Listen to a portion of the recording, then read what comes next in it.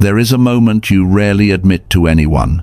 It is late, the room is quiet, and you sit alone with a screen glowing in your hand. You open the same chat again, scroll up, reread old messages, stare at the last line where they left you on scene. Your chest tightens in a way no insult ever has. Their silence cuts deeper than any harsh word. That is the quiet power of attachment. It is not always loud. It does not always come with drama. Often it looks like you, waiting for a dot to turn green, for a message to appear, for a notification that decides whether today will feel bearable or unbearable. Without noticing it, you hand someone the remote to your inner weather. When they are present, the sun comes out. When they vanish, everything inside you turns grey. If your inner world were a country, why would you let someone else decide when it rains and when it shines? Are you truly in love with them, or are you addicted to the feeling they give you? Until you answer that, you will keep confusing dependency with devotion, anxiety with passion, chaos with love. Marcus Aurelius wrote, "You have power over your mind, not outside events." Yet 2,000 years later, most of us live as if the opposite were true. We give our power away to typing bubbles, likes, last seen stamps, missed calls, and delayed replies. We let people who do not even know what they want decide how we feel about ourselves.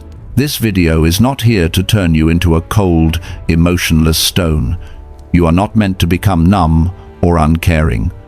What we are going to do is something very different. We are going to slowly remove the chains you wrapped around your own heart. We are going to remember who you are when your mood is no longer a reaction to someone else's mood. In the next minutes, we will walk through 6 stages of emotional detachment, learning to read your pain as a signal, to set boundaries without guilt, to stop betraying yourself for a fantasy, to be with yourself without feeling empty, to create closure from within, and to build a life so full that love becomes a choice, not a cage. If you are ready to stop outsourcing your peace and start taking your power back, consider subscribing to Stoic Current. Then quietly whisper this to yourself: "Now my emotions are my responsibility, not anyone else's permission." There is a specific moment when everything shifts. Sometimes it's a message that never arrives. Sometimes it's a door closing a little too softly behind them. Sometimes it's just nothing.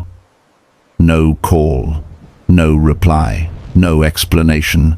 You feel your stomach drop as if the floor has been pulled from under you. Food loses its taste. Your mind can't stay on a simple task for more than a few seconds. Your chest feels tight, your throat heavy, your body tense as if it's bracing for impact. Your heart beats faster, even though there is no visible danger in the room. From the outside, you look fine.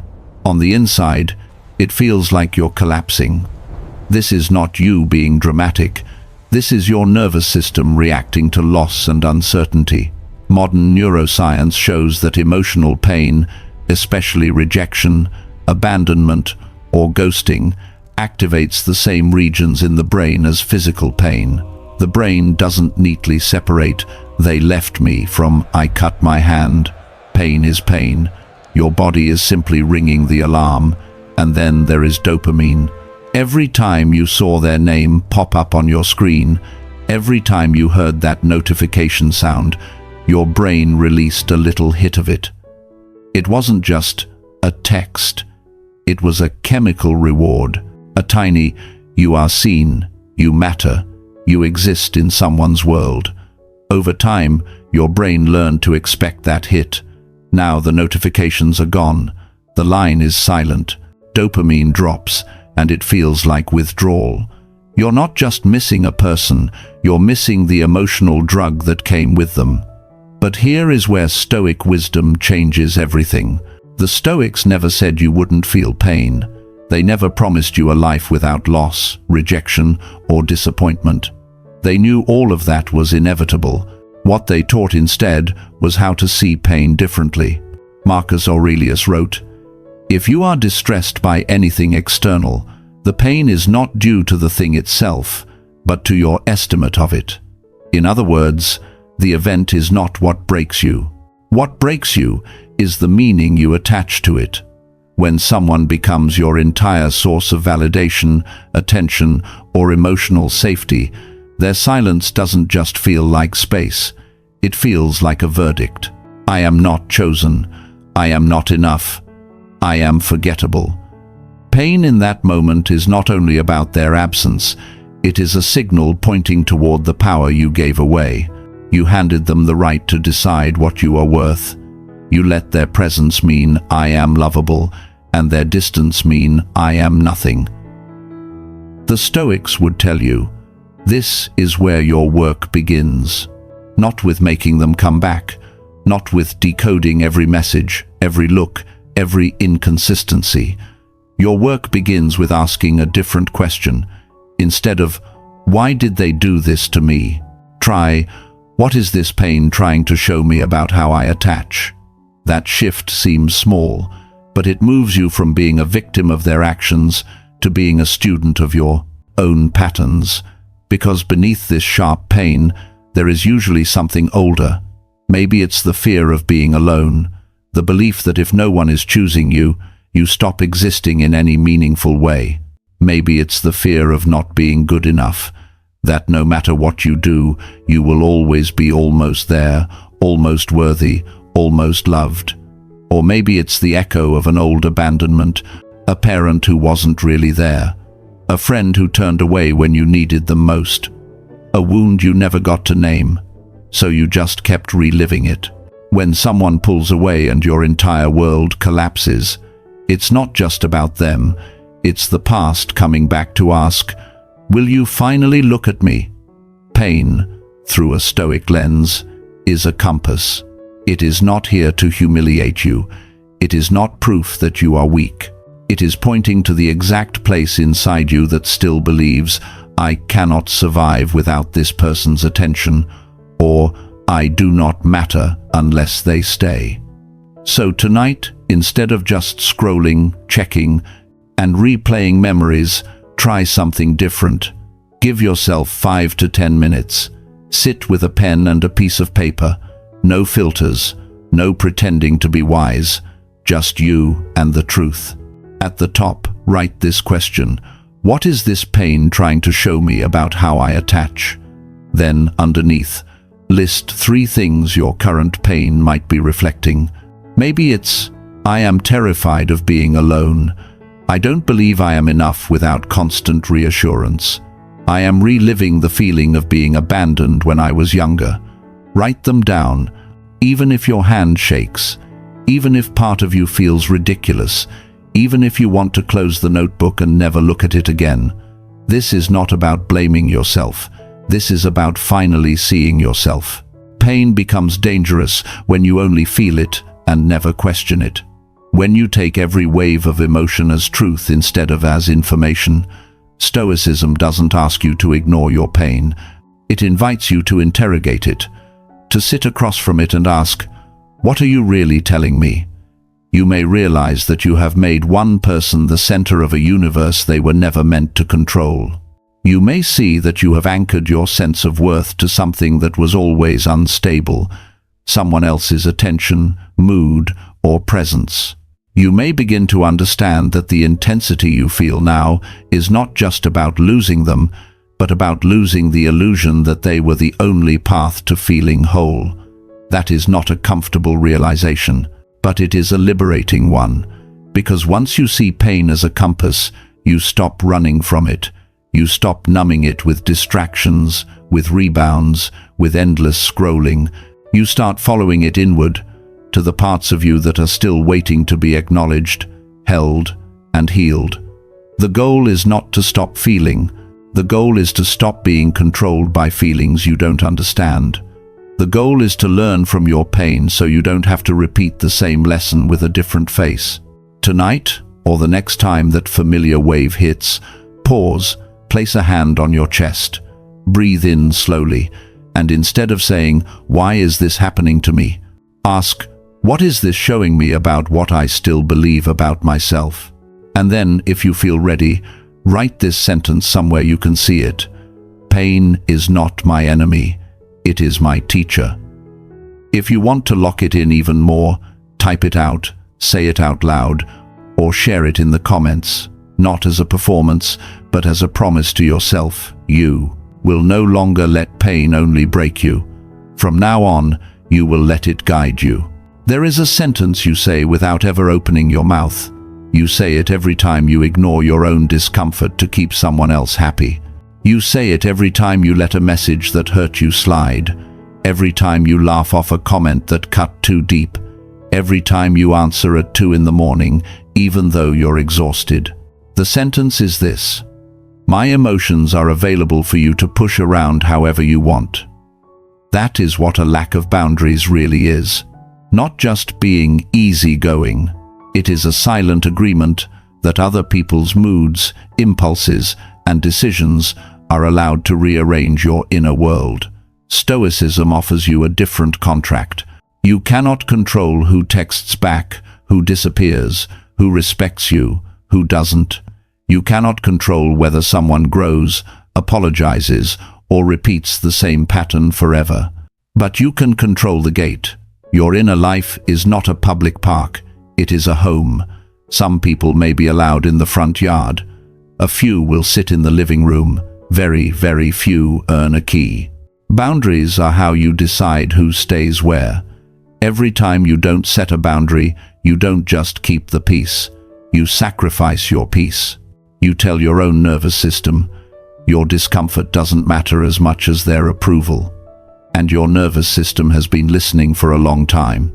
For many of us, people-pleasing started as a survival strategy. Maybe as a child you learned that love came with conditions. You had to be quiet, helpful, agreeable, perfect to avoid anger, rejection, or withdrawal. Your brain made a simple equation: if I keep everyone happy, I'll be safe. That strategy might have protected you back then, but now, as an adult, it has a cost. Your body still tenses when someone is disappointed in you. Your chest still tightens when someone hints they might leave. So you rush in to fix, to apologize, to over-explain, to give more than you have. You call it kindness, you call it loyalty, but inside, it feels like disappearing. This is why setting boundaries feels so terrifying. It is not just about saying no to someone. It feels like risking abandonment. It feels like stepping out of the old survival pattern without knowing if anything will catch you. No wonder your hands shake. But what if boundaries are not selfish at all? What if they are the highest form of honesty and care? Boundaries are not a prison wall. They are a fence with a gate. You can still love. You can still show up. You can still be generous, compassionate, and warm. You simply stop allowing certain things to cross the line. You no longer accept being ghosted for days, then expected to act as if nothing happened. You no longer tolerate being spoken to with disrespect, and then pacified with a lazy, "Sorry, you know how I am." You no longer allow yourself to be used as an emotional dumping ground for someone who never asks how you're doing. You no longer cancel your own life, plans, or sleep every time they decide. They suddenly need you. You still care, but you care about yourself too. Epictetus said, "No person is free who is not master of himself." Mastery does not begin in dramatic moments. It begins in small decisions like these, in choosing one situation at a time, not to abandon yourself. So how do you begin, practically? Start by writing down 3 non-negotiables in your relationships. Not a list of demands to control others, a list of standards for how you agree to be treated. For example, I do not accept being yelled at, even when someone is angry. I do not accept silent treatment as a punishment. I do not rearrange my entire day for last-minute demands that ignore my time. Make them clear, make them specific. Make them about behavior, not about revenge. Then choose one sentence that will become your boundary anchor.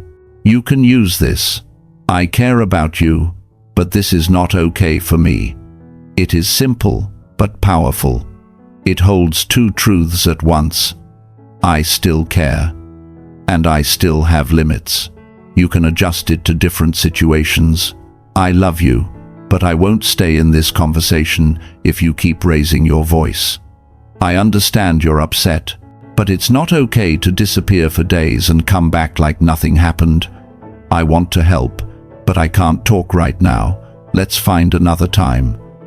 The first time you say it, your heart might race, your throat might tighten, your body will remember all the old times when speaking up felt dangerous. Breathe. You are not that helpless child anymore. You are not trapped in that old story. You are allowed to protect your peace now. And here is something important. When you start setting boundaries, not everyone will applaud. Some people will call you selfish because they were used to you having no limits. Some will say you've changed, that you've become distant, cold, not like before. Some may pull away because your new standards no longer accommodate their old behavior. Their reaction is not a verdict on your worth.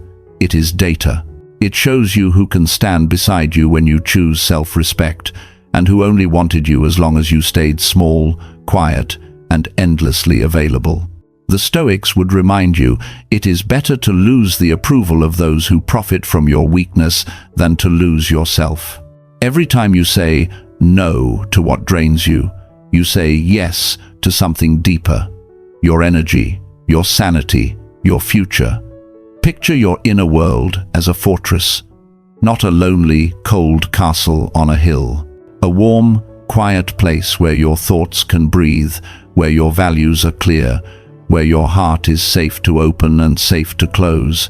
Every boundary you set is a brick in that fortress. Every time you enforce a limit with calm and clarity, the walls grow stronger, not to keep love out, but to keep chaos from flooding in. You are not building walls against people.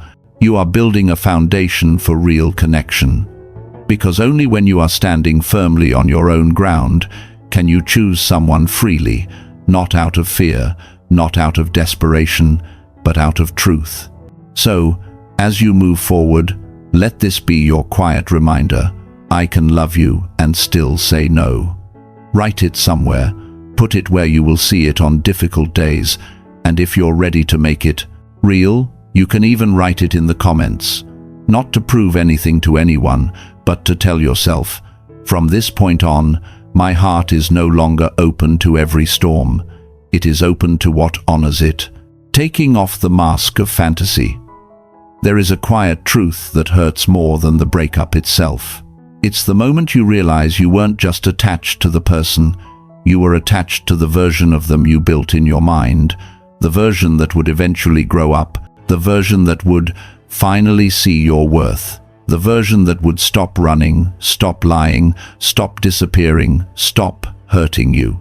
How many times have you whispered to yourself, if I just try a little harder, they'll change. They'll become the person I know they can be. If I prove I'm different from everyone else, they won't leave this time. You weren't loving who they really were. You were loving their potential. You were in a relationship with a future that never arrived. This is one of the most painful parts of detachment, admitting that the relationship you were fighting for mostly lived in your imagination. You saw red flags and said, they're just going through a phase.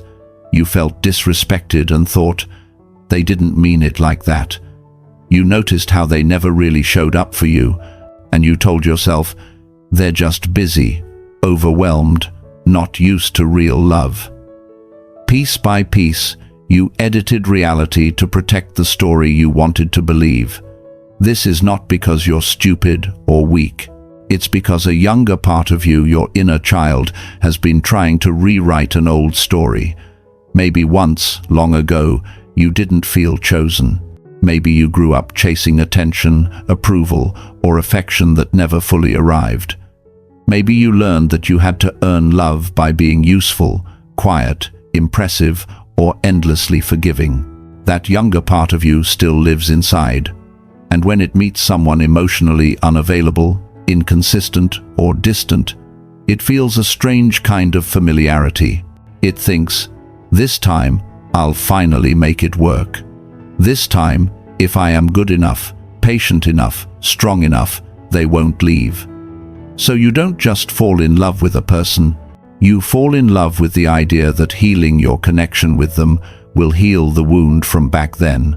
Carl Jung once said, I am not what happened to me, I am what I choose to become. But before you can choose who to become, you have to see how what happened to you is still shaping your choices now. And one of the ways it shows up is through projection.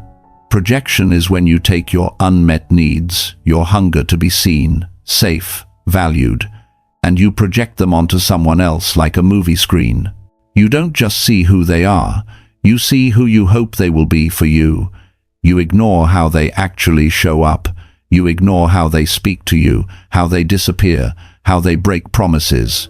Instead, you stare at the image in your mind, the future where they finally grow, finally commit, finally step into the role you wrote for them. This is why it's so hard to let go. You're not only releasing a person, you're releasing a dream. So, how do you start taking off this mask of fantasy? Grab a piece of paper and draw 2 columns. On the left, write who they really are. On the right, write who I keep hoping they will become. In the first column, be brutally honest. Describe their actual behavior, not their occasional promises. They cancel plans last minute. They rarely ask how I'm truly doing. They go silent when there's conflict. They flirt with others while telling me I'm the only one who understands them. In the second column, write the version living in your head. They will become more emotionally available. They will start communicating clearly and consistently. They will choose me fully once they're less busy or less stressed. They will stop talking to other people if I just prove I'm worth it. Now, look at the 2 columns side by side and gently ask yourself, which parts of the second column have actually shown up in reality over time, not just in words or temporary phases? Put a small mark or a star next to anything that exists only in your imagination. This might sting, but it is one of the most important acts of self-respect you can take. Because every time you stayed for the version in the right column, you were abandoning the person in the mirror. Every time you laughed off a comment that hurt you, you betrayed your own feelings to protect your fantasy. Every time you explained their behavior to your friends, they're just going through a lot. They're not like this deep down. You were doing PR for someone who wasn't even trying to show up differently. Every time you swallowed your truth to avoid scaring them away, you were telling yourself, my needs are dangerous. My boundaries are a problem. My honesty will push love away. That is self-betrayal. Not because you are bad or broken, but because you were more loyal to the story of who they could become than to the reality of who you already are. The Stoics would ask you to look at the facts, not the promises, not the maybes, not the rare good days after a storm of neglect. They would say, do not build your life on the hope that others will grow. Build your life on the certainty that you can choose differently. You cannot control whether someone ever steps into their potential. You cannot make them face their own wounds, their own patterns, their own avoidance. You cannot force them to do the inner work you are doing right now, but you can choose whether you keep waiting on the edge of your own life, hoping the character in your story will finally become the hero, or whether you reclaim that role for yourself. Detaching from someone often means detaching from the role you have been playing too. The rescuer, the fixer, the endlessly understanding one, the person who always gives one more chance. Sometimes the hardest part of letting go is saying, I am no longer willing to play that part. You are allowed to outgrow the version of yourself who settled for crumbs. You are allowed to outgrow the dynamic where you are always the one trying, always the one explaining, always the one holding the relationship together with both hands while the other person barely reaches out. This doesn't mean you never loved them. It means you are finally loving yourself enough to stop abandoning your own needs in the name of love. So, after you've written those 2 columns, sit with one more question. If I wasn't holding on to who I hope they will become, what would I choose for myself today? Let whatever answer comes be honest, even if it scares you. Maybe it says, I would stop texting first. Maybe it says, I would finally walk away. Maybe it says, I would take all this energy and pour it into my healing, my work, my friendships, my life. You don't have to act on it all at once. Awareness itself is a beginning. The Stoic path is not about becoming bitter or cynical. It's about seeing clearly. It's about refusing to confuse wishful thinking with reality. It's about choosing actions that honor your values instead of fantasies that delay your growth. You are not what happened to you. You are not the times people left. You are not the times you begged them to stay. You are not the years you spent trying to convince someone to recognize your worth. You are what you choose to become now. So let this be your quiet turning point. I release who I imagined you would become, and I return to who I really am. You can whisper it. You can write it down. You can repeat it every time your mind starts rewriting the story and polishing the mask again. Because emotional detachment is not only about stepping back from another person, it is about stepping back into yourself. Not the self that waits at the door for someone else to arrive, but the self who finally walks out into their own life. Alone like a fortress. There is a moment that many people fear more than any breakup. It's not the argument, it's not the goodbye. It's the silence after. You put your phone down, the room is quiet. No messages coming in, no calls, no distractions, just you and your own mind. And suddenly, it feels unbearable. You start reaching for anything to fill the space. Music, scrolling, random conversations, another person to talk to, movies playing in the background. You tell yourself you're just bored. But if you really look deeper, it's not boredom. It's fear. Fear of being alone with yourself. We often confuse 2 very different states, loneliness and solitude. Loneliness is a feeling of lack. It whispers, no one wants me. I am forgotten. I am incomplete unless someone is here. It's a hunger, a panic, a sense that you are missing a vital piece and need someone else to bring it back. Solitude is something else entirely. Solitude is not a punishment, it is a space where you are not defined by anyone's eyes, anyone's mood, anyone's approval. It is the room where you finally meet yourself without noise. Loneliness says, I am nothing without someone. Solitude says, I am enough, even when I am with no one. Most of us stay attached to people not because the connection is healthy, but because we cannot bear to sit in that quiet room inside. We will accept half-love, ghosting, disrespect, mixed signals, just to avoid facing the question that waits for us in silence. How much have I abandoned myself? It's easier to chase someone else's attention than to turn toward the part of you that feels empty and ask, what do you need from me? Seneca once said, the greatest wealth is to live content with little. We usually think of little as money, possessions, status, but there is another kind of little that matters just as much. Little noise, little distraction, little dependence on the outside world to feel whole. The truly rich person is not the one who has the most people around them. It's the one who no longer panics when the room gets quiet. The one who can sit in their own company and feel at peace, not in danger. From a modern point of view, solitude isn't just a spiritual or philosophical idea. It also has a real effect on your nervous system.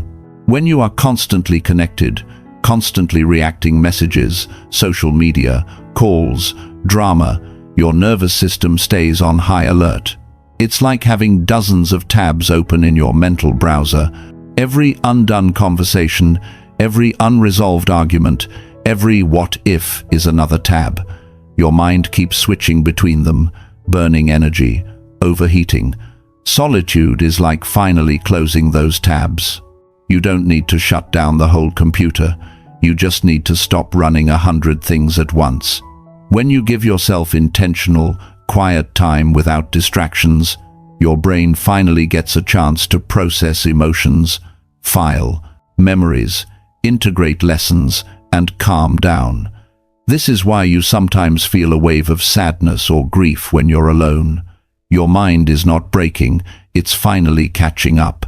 It's trying to show you what you've been too busy to feel. And this is also why emotional detachment without solitude doesn't work. If you detach from someone but immediately drown yourself in noise, you never actually meet the parts of you that were attached in the first place. You cut the cord, but the wound underneath stays open. Solitude is where that wound finally sees light. So how do you start, especially if being alone feels scary? You don't begin with hours of silence.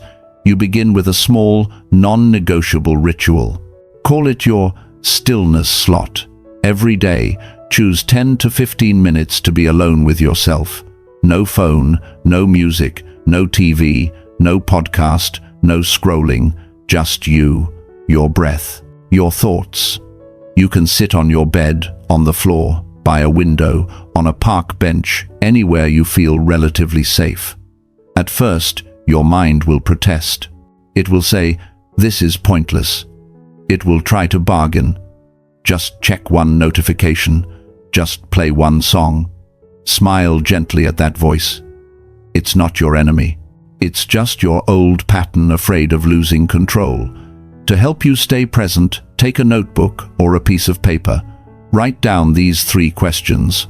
1. What hurt me today? 2. What feeling am I trying to mute or avoid? 3.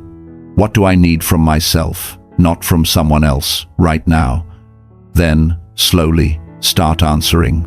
Maybe you write, "What hurt me today was seeing their photo with someone else." Or, "What hurt me was them ignoring my message again." Or simply, "What hurt me was waking up and realizing they are still gone." Be honest, this is not for the public. This is not a performance. This is you telling the truth to the only person who really needs to hear it, yourself. Next, ask, what feeling am I trying to mute? Maybe it's anger you're not allowed to show. Maybe it's sadness you don't want to admit. Maybe it's shame because you feel foolish for staying so long. Name it. Give it a word. Feelings grow louder when they are ignored and softer when they are seen. Finally, the 3rd question. What do I need from myself, not from someone else, right now? You might be surprised by the answers. Maybe you don't actually need a text from them. Maybe what you need is rest, or kindness, or a firm decision, or permission to grieve. The more you practice this, the more you realize that the person you've been waiting for is not the one who left. It's the version of you who finally shows up for your own pain. This daily stillness is not about becoming a monk or escaping the world. It's about building a place inside that cannot be easily shaken. When you learn to sit in your own presence, attachment begins to loosen naturally. The panic of "I need them" slowly shifts into "I need to listen to myself." The desperate question, "Why don't they choose me?" turns into the empowered question, "Why am I not choosing me?" Emotional detachment is not coldness, it is clarity, and clarity is born in quiet, not in noise. If you cannot stand your own silence, you will always run back to the nearest distraction, even if that distraction keeps hurting you. But if you train yourself gently, patiently to stay, to breathe, to write, to listen, then slowly the chains loosen. The need becomes less frantic, the fear becomes less loud. The room inside you that once felt like a prison begins to feel more like a sanctuary. You are learning that you are not empty, you are spacious. So, as you end this part of the journey, let this be your quiet affirmation. I am learning to be at home within myself. Write it down if you can. Say it softly when the room feels too silent. And if you want to anchor it even deeper, share it as a promise to yourself. I am learning to be at home within myself. Because the more you make peace with your own company, the less you will chase people who disturb it. Closure from within. There's a belief many of us carry like a quiet curse. It sounds like this: when they finally apologize, I'll be able to move on. When they explain why they did it, I'll finally have peace. When I get closure from them, I'll be okay. It feels reasonable, it feels fair, but underneath, it's one of the most powerful ways you keep yourself stuck, because what you're really saying is, my freedom depends on what you decide to do. My healing is on hold until you speak. I will pause my life until you give me permission to live it. They may not even know they're carrying them. They may never apologize. They may never give you the explanation you deserve. They may never see the damage they caused. And if your closure depends on them, you stay locked in a story that ended a long time ago. The Stoics would challenge this. They would remind you of a simple but uncomfortable truth. You do not control whether someone feels remorse. You do not control whether they own their actions, apologize, or change. The only thing fully within your power is this: do you keep waiting, or do you choose to stop? That choice is 100% yours. That is where your freedom lives. Carl Jung once said, "The most terrifying thing is to accept oneself completely." We often think closure is about getting the other person to accept their part, but the deeper, harder work is accepting your own. Real closure is not just saying they were wrong. It is also whispering to yourself, I see where I ignored the signs. I see where I clung too long. I see where I abandoned myself, and I forgive me for that. That is terrifying, because it means you stop hiding behind their mistakes and start facing your own patterns. But it's also the beginning of true power. So how do you create closure from within in a practical way? Let's turn it into a simple ritual, one you can do in your own time, on your own terms. Step 1. The letter you never send.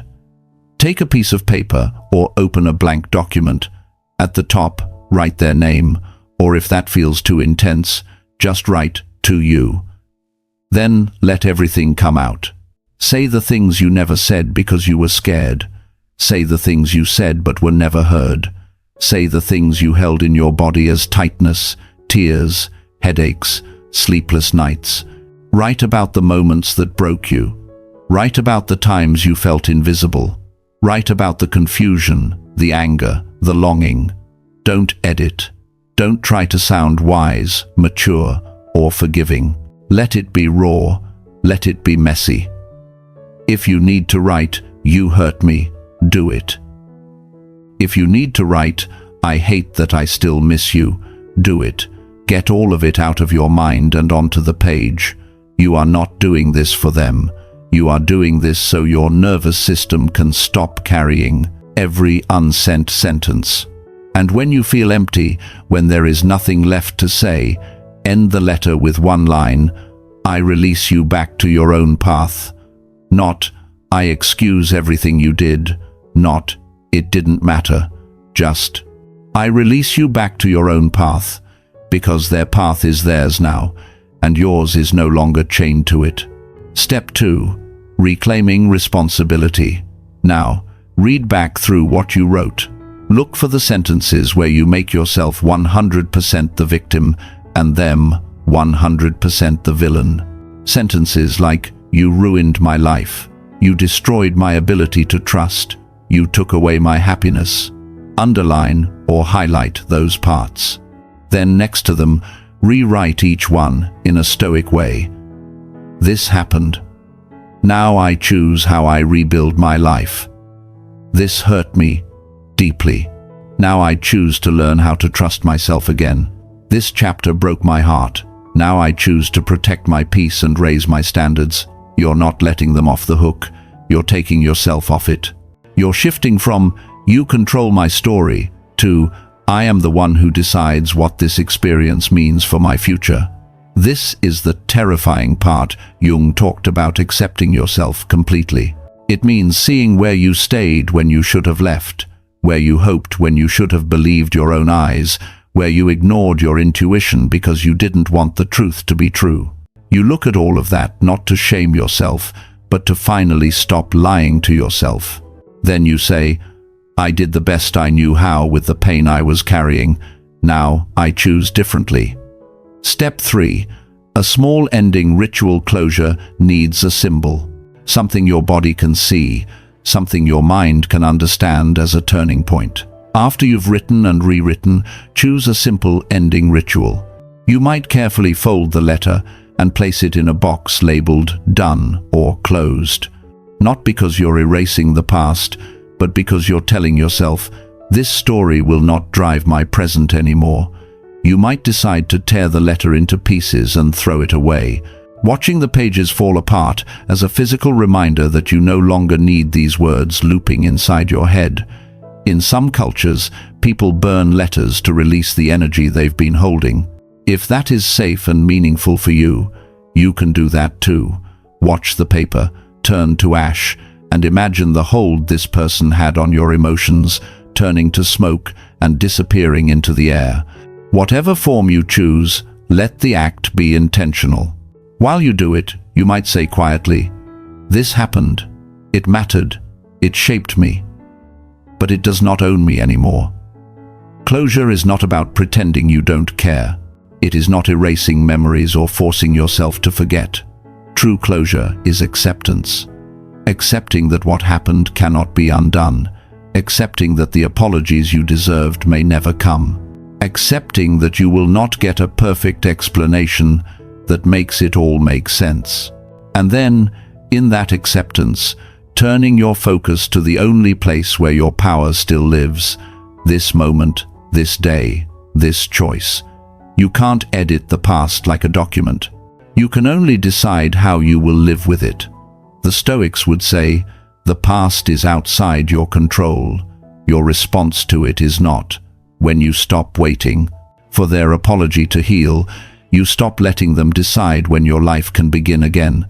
So let this be the new agreement with yourself. I no longer wait for your apology to live my life. Say it slowly. Write it down. Put it somewhere you will see when old memories come back. I no longer wait for your apology to live my life. And if you feel ready, you can share that line not for them, but as a declaration to yourself. My healing is not on hold anymore. My story is not stuck at the chapter where you left. I am the one who turns the page now, from surviving to creating. There comes a point in this journey when the question quietly shifts. At the beginning, all you wanted was for the pain to stop. You wanted the thoughts to slow down, the urge to check on them to fade, the ache in your chest to soften. But there's a moment, usually after you've cried, written, raged, and sat in your own silence, where another question appears. If I'm not spending all my energy on them anymore, what do I do with it? Detachment is not just about taking someone out of your life. It's about what you decide to put in their place. Because the truth is, you were never empty. You were invested. You spent energy checking if they were online, replaying conversations, trying to decode what they really meant, writing messages, deleting them, writing them again in your head. You spent hours being their emotional support, their late-night therapist, their safe place even on days you were falling apart yourself. All of that is energy, and it didn't disappear when they left. It's still yours. It's just been trapped in an old direction. Before now, you've been living in what we could call survival mode. Survival mode looks like this: putting out fires constantly, rushing to calm them down when they're upset, trying to fix misunderstandings before they explode, holding the relationship together with your bare hands. You become the free healer, the strong one, the understanding one. You listen to their wounds for hours. You forgive things you never actually healed from. You defend them to others, even when you don't feel defended by them at all. And somewhere along the way, your own life falls to the background. You forget the goals you once had. You put your passions on hold. Your body is tired, your sleep is broken, your mind is cluttered. The gym, the book, the class, the project, all the things that fed your soul get replaced by waiting, worrying, wondering. That was survival. Reacting to their storms instead of building your own sky. Now, detachment invites something different. A move from survival to creation. The Stoics had a powerful phrase for this shift. What stands in the way becomes the way. Right now, what stands in your way might feel like heartbreak, betrayal, confusion, loss. But this same pain can become the material you use to build a new version of yourself. Not in a cliché glow-up way, but in a quiet, grounded way where your life is no longer centered around someone else's presence or absence. To help with that, let's lay out a simple structure, a Stoic detachment blueprint, not for perfection, but for daily direction. Morning, guarding your peace before the world wakes up. When you wake up, before you touch your phone, take just 5 minutes with a pen and paper. At the top of the page, write, "Today I will not give my peace away to," then list whatever comes up. Today I will not give my peace away to their social media. Today I will not give my peace away to imagined scenarios in my head. Today I will not give my peace away to overthinking what they think of me. Today I will not give my peace away to things I cannot control. You're not just making a list, you're setting intention. You are reminding your mind, gently but clearly, that your peace is no longer something thrown around by messages, memories, or moods you cannot control. Even if you slip later in the day, this practice plants a seed. I have a say in where my energy goes. During the day, responding, not reacting. Of course, triggers will still show up. You might see a photo of them. You might pass the place you used to go together. You might hear a song, smell a scent, or have a random memory crash into you out of nowhere. In those moments, your nervous system will want to react the old way. Panic, reach out, stalk, spiral. This is where you practice a new pattern. Pause. Place your feet on the ground. Take 3 slow, deliberate breaths. Then ask yourself one simple question. Is this feeling about right now? Or is it an echo from that old relationship? If it's about right now, maybe something genuinely unsafe or wrong is happening, then you respond as needed from a place of clarity. But many times you'll notice, this is an old wave. This is my body remembering, not my present being attacked. In that moment, you have a choice the Stoics would recognize as freedom. You can let the wave drag you back into old behavior, or you can let it rise and fall without acting on it. You might put your phone down instead of checking their page. You might choose to text a friend instead of them. You might get up, drink water, go for a short walk, switch tasks, breathe. Each time you do, you send a new message to your mind. I feel this, and I still choose my peace. Evening, proving to yourself that you choose you. At night, before you sleep, give yourself a different kind of review. Instead of asking, did they think of me today? Ask, where did I choose myself today? Write down 3 actions, no matter how small, that prove you are rebuilding. Maybe it's, I went for a walk instead of texting them. I cooked myself a real meal instead of skipping dinner. I said no to something that drained me. I spent an hour on a project, a hobby, or a dream that matters to me. These are not just tasks, they are evidence. Evidence that you are shifting from a life built around pain to a life built around purpose. At first, this may feel mechanical, even forced. You might think, how can these tiny acts compare to the storm of emotions I feel? But think about it this way. The attachment you had didn't form in a day. It was built from hundreds of small choices and repeated patterns. Your freedom will be built the same way. Not from one dramatic moment, but from quiet, repeated acts of choosing yourself.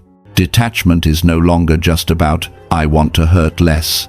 It becomes, I want to live more. You're not only removing someone from the center of your universe, you're placing your values, your health, your growth, your peace at the center instead. And something beautiful happens when you do that. Your standards change. You stop being impressed by bare minimum attention. You stop chasing confusing connections. You stop tolerating relationships that require you to shrink to be loved. You begin to realize, I am not rebuilding my life so that they will come back and be impressed. I am rebuilding my life because I finally understand I was always meant to live it fully. From a Stoic perspective, this pain that once felt like an obstacle has become your training ground. It has shown you where you were leaking energy, where you confused chaos with love, where you lowered your standards to avoid being alone. Now, as you rebuild, you're not just over them. You are upgrading every relationship that will ever enter your life. Because only someone who can love a person who is already full, already purposeful, already grounded in their own worth, deserves to walk beside you in this next chapter. So, let this be the affirmation of this stage of your journey. I am building a life so full that love becomes a choice, not a necessity. Write it where you can see it. Repeat it when you're tempted to go back to what broke you. And if you want to seal it as a promise to yourself, you can even share it. I am building a life so full that love becomes a choice, not a necessity. Because that is what true emotional detachment gives you in the end. Not an empty space where someone used to be, but a life so rich, so intentional, so grounded, that anyone who joins it is an addition, not a lifeline. If you look back at where you started, this isn't just a video you watched. It's a journey you've walked through in your own mind. You began by seeing your pain differently, not as proof that you were broken, but as a compass pointing to where you had given too much of yourself away. You learned to set boundaries, to stop telling the world, my emotions are yours to push around, and instead quietly say, I can love you, and still say no. You took off the mask of fantasy, saw the difference between who they really were and who you hoped they'd become, and faced the places where you betrayed yourself just to keep the dream alive. You sat in the silence you used to run from. You discovered that solitude isn't proof that you're unlovable. It's the place where you start to finally love yourself. You practiced creating closure from within, stopped waiting for apologies that may never come, and chose to end the story in your own handwriting instead of theirs. And then, with all of that, you started to rebuild, to move from survival to creation, to use the same energy you once spent chasing them to build a life that feels like home to you. This is the heart of Stoic wisdom. You do not own the actions, words, or silence of another person. You do not own their decisions, their growth, or their regret. What you own fully, completely, every single day is how you respond, what you choose to think, what you choose to hold on to, what you choose to release. Emotional detachment is not turning your heart off. It is putting your heart back where it always belonged, inside your own chest, not in someone else's hands. It's the shift from, please don't hurt me, to, I will not abandon myself, no matter what you do. So as we close this chapter, let this be the sentence you carry with you. Hold this in your heart. I do not beg for peace. I build it within myself, one choice at a time. If this resonates with you, take a moment to lock it in by writing, my heart is mine to protect. Write it in your journal, in your notes, or even in the comments as a quiet declaration to yourself. And if you want to keep walking this path of inner peace, discipline, and emotional freedom through Stoic wisdom, consider subscribing so we can continue this journey together. When you're ready for the next step, you can move on to a deeper practice, like learning how to stop replaying past conversations or exploring Stoic rules to heal after heartbreak. For now, remember this: You are not defined by who left, who stayed, or who failed to see your worth. You are defined by what you choose to do with your mind, your heart, and your life from this moment forward.